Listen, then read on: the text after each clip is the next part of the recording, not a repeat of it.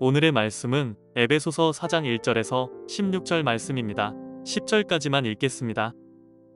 그러므로 주 안에서 갇힌 내가 너희를 권하노니 너희가 부르심을 받은 일에 합당하게 행하여 모든 겸손과 온유로 하고 오래 참음으로 사랑 가운데서 서로 용납하고 평안에 매는 줄로 성령이 하나 되게 하신 것을 힘써 지키라. 몸이 하나여 성령도 한 분이시니 이와 같이 너희가 부르심의 한 소망 안에서 부르심을 받았느니라.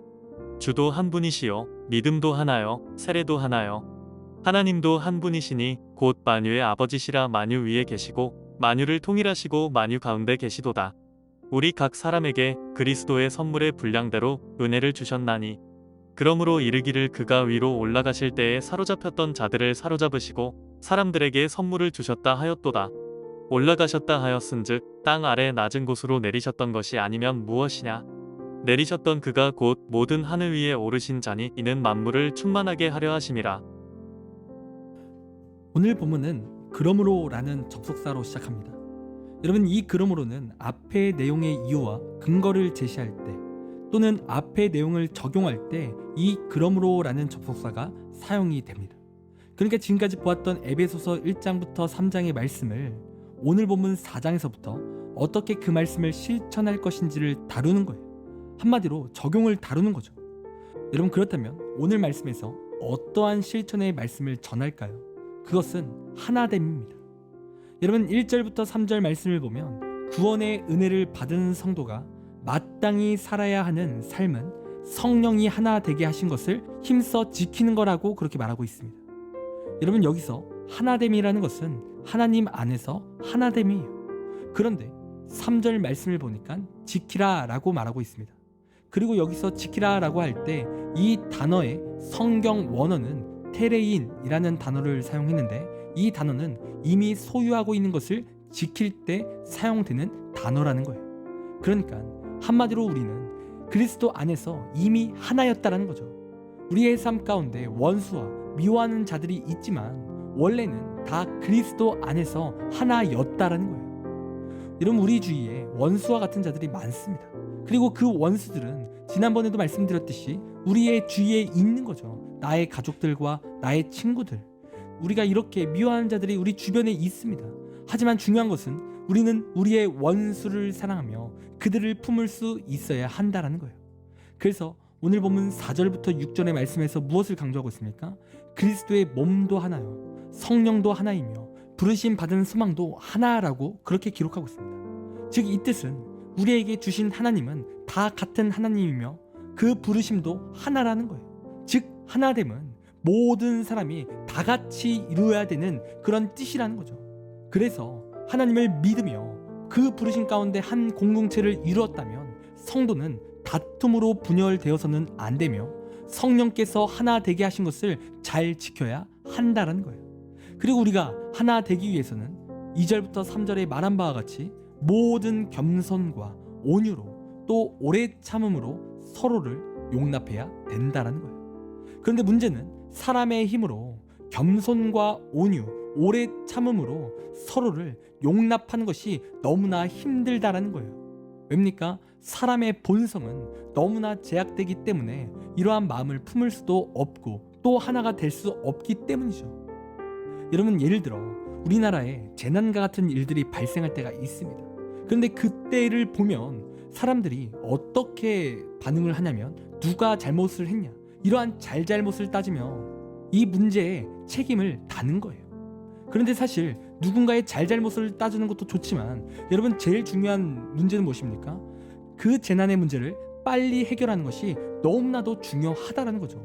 그런데 자꾸 문제가 생기면 누군가가 먼저 책임을 져야 한다라는 그런 이야기가 가장 먼저 나온다라는 거예요. 그러니까 서로 비난하며 서로 싸우는 모습만 그렇게 비춰진다라는 거죠. 여러분, 사람들 마음 가운데 이렇게 누군가를 비난하고 싶어하는 마음과 또 정죄하고 싶어하는 그런 악한 본성이 누구에게나 있다는 겁니다. 여러분, 특별히 사람이 정죄할 때 이렇게 정죄의 근원은 무엇이냐면 내가 옳다라는 그런 교만함이 있어요. 남은 틀렸고 자신은 옳다라는 생각을 갖는 거죠. 그래서 우리의 입술에서 정죄가 나오는 거예요. 그리고 이러한 교만함도 우리의 제약된 본성이죠. 여러분, 우리 사람은 우리의 힘으로 겸손할 수 없어요. 온유할 수 없고 오래 참을 수 없어요. 여러분, 물론 겸손과 온유, 오래 참는 건 누구나 할 수 있죠. 그러나 우리의 힘으로 누군가를 끝까지 용서하기는 너무나 힘들어요. 여러분, 한두 번은 용서가 돼요. 한두 번은 그 사람을 품을 수 있어요. 하지만 문제가 계속되어지면 우리는 용서하는 게 불가능에 가까운 거예요. 여러분, 그런데 잘 들으세요. 우리 주님께서는 어떤 분이십니까? 한 번 용서하시기로 작정하셨으면 우리를 끝까지 용서하시는 거예요. 여러분, 성경에서 보아도 여러분, 이스라엘 백성들은 매번 반복되는 죄 가운데 있지만 그들을 끝까지 용서하시는 하나님의 사랑을 보여주십니다. 그리고 그 하나님께서 우리를 용서하신다라는 거예요. 여러분, 그러므로 우리는 우리의 힘으로 겸손과 온유함 또한 오래 참음으로 하나가 될 수 없는 거예요.